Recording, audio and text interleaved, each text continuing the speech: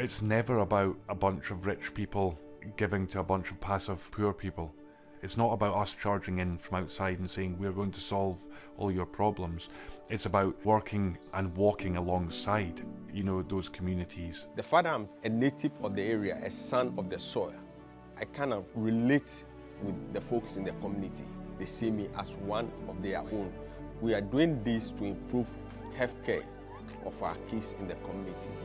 We come to our work as a result of a calling, knowing that we are giving up secular employment, but that beyond that, our life will be dedicated to helping others. I believe that LIRS could tell a different story, that we could fight fiction with fact, that we could explain how we are a nation of immigrants, that 99% of us trace our ancestry to a place outside of our borders. I think there's part of it that is just basic humanity. I'd always carried around the, classic prejudices that charities were not my thing because I don't know where the money's going. There's also that belief that because it was on the other side of the world, it's not my problem. I love helping families, and this work involves many people. I want to be a teacher. I'm doing this work for the meantime to support myself. They help us so that we can also help others. There isn't one person, poor or rich, that cannot help another person.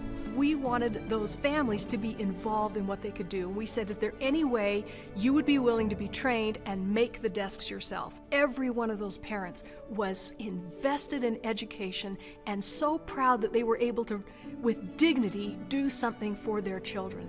We're a place where people have built a bunch of convicts, people that have been arrested on average 25 times. They've built the #1 rated moving company in the entire state. The day you get here, you become part of the solution, not the problem. I was saying to them, well, we would love to provide Mary's Meals here, but it's just taken me 3 hours to walk up this mountain. There's no road. And they said, we'll come to the bottom of the mountain and we'll carry the food. And so we did, and that keeps going to this day.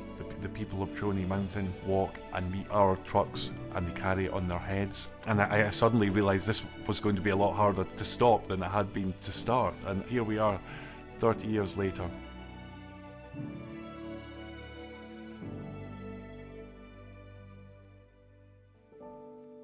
Hello, I'm Gary Sinise. In the mid-90s, I played a character named Lieutenant Dan Taylor in the film Forrest Gump. Wounded in battle during the Vietnam War and struggling with the mental anguish of having walked his platoon into an ambush where many were also wounded or lost their lives, Lieutenant Dan withdrew into the shadows, alone and in pain, until he was rescued from despair by the simple goodness and open heart of his friend Forrest. Since our launch in 2011, my own foundation, the Gary Sinise Foundation, has been helping wounded veterans, first responders, struggling Gold Star families, and supporting our troops all over the world, honoring the dedication of these heroes.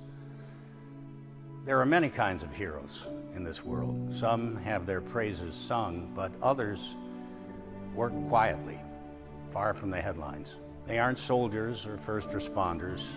They're volunteers. They work in our hometowns. They work all over the world. Some give up everything to do it. And that is our story.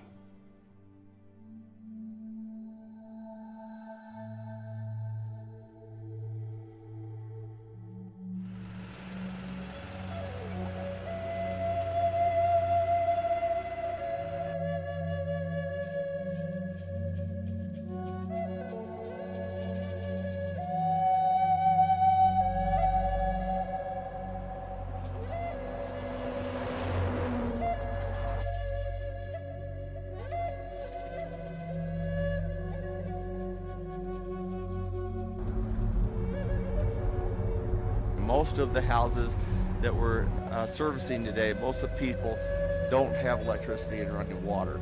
How many are here for the first time?